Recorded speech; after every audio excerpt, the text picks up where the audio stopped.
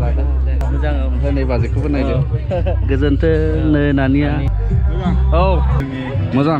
आदा मोजां दा औ आंबो मोजांखा दाख्लैनिफ्राय जानायजों स्पेशल सुबुंफोर बाहागो लादों माने बेयाव मा बेयो वा बा बोरै मोनखोलै खुलुमबाय लोगोफोर दिनै जागायबाय भिडिअखौ न'निफ्राय ओमफ्राय आंनि फिसाजोजों लोगोसे बे हिन्जावजों लोगोसे हिन्जाव ओरैसो थांबाय हनै लाजियो ना मायो जाखो दा नुजागोननो मामि दे हाय होनदो दा हाय दे आरोबाव दे हाय दा जोङो थांनो ओंखारदों जाहैबाय खैला मैला बान्दोगुरि बेवहाय माने मोनसे कनफारेन्स जादों जाहैबाय NELC बे कनफारेन्स प्रग्रामावनो जों दिनैहाय एसे बेरायहैनो नागिरदों आरो दिनै सानडेबो नालाय दा बेखायनो जोङो फेमिलि न'खरनि थांगोन दा मामि थाङो दा देफायबाय औ हाय एसे बेरायनायनि नालाय दिनै एसे देलायबाय आरो औ साद्रि लानायसै एक्ट्रिस बायदि बरिया दे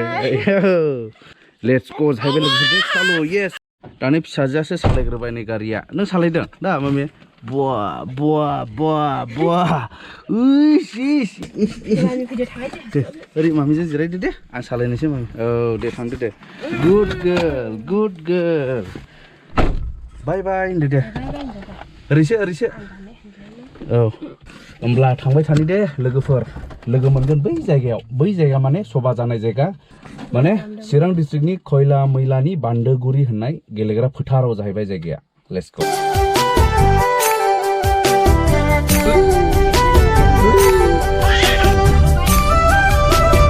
अब्ला थांबाय थानि लोगोफोर थांबाय थानि माने दिनै ओरैनो बेरायनाय न'खरनि माने नर्माल भिडिअ जानो थांगासिनो दं आरो जायफ्रा इन्ट्रेस्टेडफ्राल' नायलांदो डाइरेक्ट सभानिफ्राय आं जागायफिनबाय सभा जायगा बियो बेनिफ्राय ओंखाम जाबाय जोंनि गामिनि NELC मण्डलिनि देरायावहाय ओंखामखौबो जानाय जाबाय ओमफ्राय नैबे गाबग्रा बर'बो दंफैयो नै माने मिनिया बर' ओमफ्राय फिसाजोआ उन्दुफैबायसो गोलोमफ्रुजोब्बाय नै जों ओंखाम जाबाय फिसाजोआबो उन्दुबोबायसो गारियावनो दा बेनो जोंनि गामिनि NELC दुलाराय जादों नै गोबाङै दंबावसो ना गोबाङै जाहोबाय गोबाङै दंबाव नै बेवहाय जाबाय आरो जोङो ओंखाम जाना लाफैखाबाय डाइरेक्ट बेनिफ्राय दा सबायावहाय बाहागो लानायसै आरो माबायदि जायो ओमफ्राय एरियाफोरखौ एसे दिन्थिलांनायसै एसे ना माथो लेट्स गो दिन्थिनायसै लेट्स गो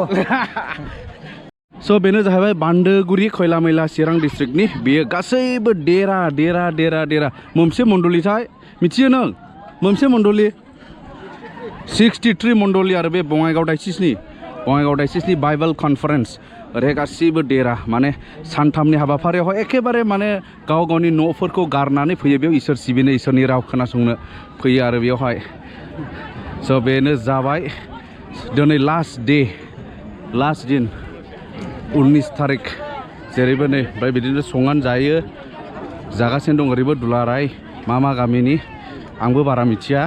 जायखिया बेबायदि नै सोरगिदिं बे दुलाराय बियो नै बियो बेखिनिया गासिबो देराफोर आरो बेलाय सोरनिबा जागासिनो दं सोरनिबा जाखांबाय बेनिफ्राय मोनसे जिनिसखौ आं जोबोद मोजां मोनदों लोगोफोर बेनो जाहैबाय जायगा बिसोर बेबायदिनो डास्टबिन बानायनो हाखादों नै डास्टबिन बेहाय मेथाइ जानायनि पेकेटफोर टि काप्सफोर एन्ड पेपार्स गारनानै होनो हागोन नै department of health and sanitation 68 annual conference BCC cleanliness लादांगुरि मा आब' मा गामि खुंख्राजरा सोरा मिथियामोन आं लाबायलैयो खुंख्राजरा NELC जाखांबाय माखासे ना दे आब' दे नै सेंग्राफ्रा जाखांबाय नोंसोरो जाबाय मोजां दा नोंसिना खुंख्राजरा दे नोंसोर लागो नोङो जेरावबो लागो दङलै ओरै एसे बिहिर नै जानाय लोंनायनि मिथिया अबे मा गामि खुंख्राजरा नै गिदिरथार ना नोंसिना गोलावखा देरा नै ओरैनो एखेबारे माबा हटेल सिस्टेम औ मा गामि बाबु नोंसिना लन्थिबारि नै नर्थ गान्दाबिल ना जादों नै जादो सिदार ओंखाम जानायसै सिदार दे जादो दे आदाबो नै गोजोन्थों औ आदानि फिसाजो मा नाम आरिया नानि दे आदा दे आरो बहाय स्पेशल जानायजों स्पेशल सुबुंफोर बाहागो लादों माने बेयाव मा बियो वा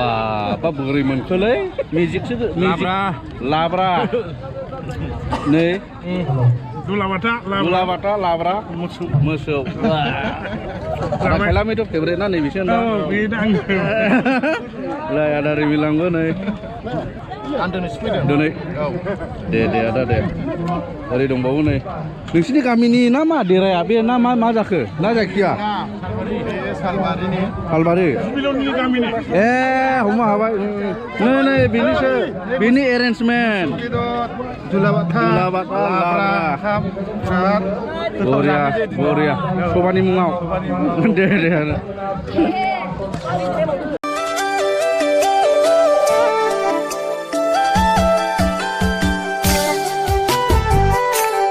दानिया नायदो नैबे कनफारेन्सनि रियेल जुथुम्मा माने मानसि जमा जानाय आरो मेन पेन्डेल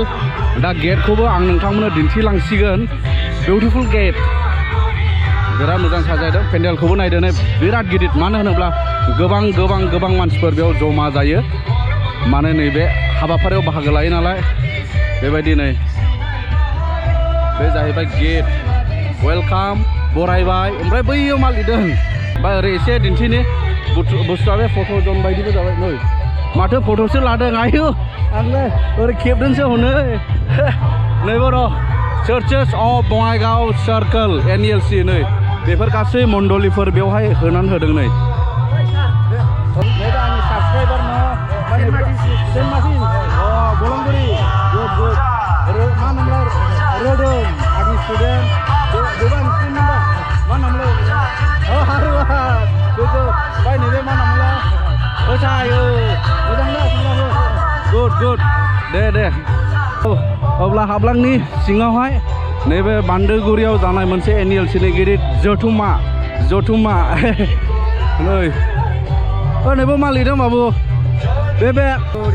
आदरिसु माने बरायबाय औ जोंहा आमायानो इनचार्ज गोजोन्थों RC कमिटिनि औ थ' बेनो जाहैबाय जागासिनो दं माखासे प्रग्राम नैबे जाखांनायनि समनि नैबो दं नै फिरफिला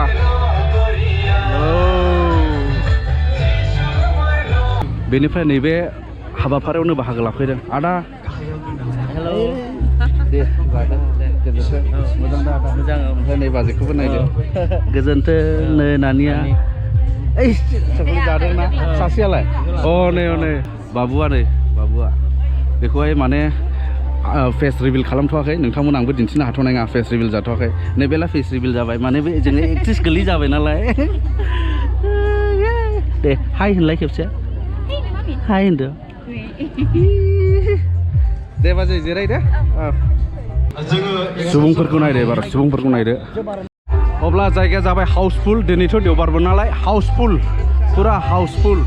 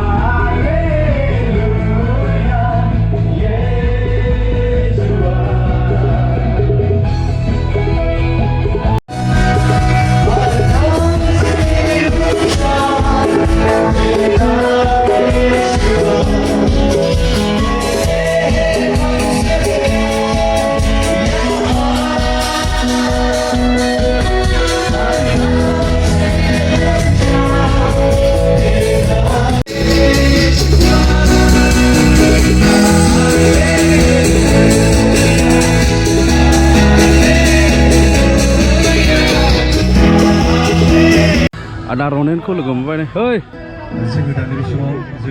मोजां आदा मोजां दा औ आंबो मोजांखा दाख्लैनिफ्राय प्रेज द लर्ड दाख्लैनिफ्राय दं औ दाख्लैनिफ्रायनो दङ दे दे दे थानांगौ जाहैबाय थानांगौ औ औ इसोरनि खामानि मावनांगौ राइट राइट दे हामबायसै जोंने सारबो फैदों सार जेम्स गोजोन्थों सार औ बाहागो लाफैदों सार ने दे सिगां नायजाले मामि नोंगे नोंगे थिगैनो दं ओरैनो आवसाय दाय दा खानाया इदिसो खालायबावबाय वा दो मामि दो थांसै मामि इसिनिसो दो थांसै बाय बाय दे बाय बाय बाय बाय औ जाबाय थांसै दे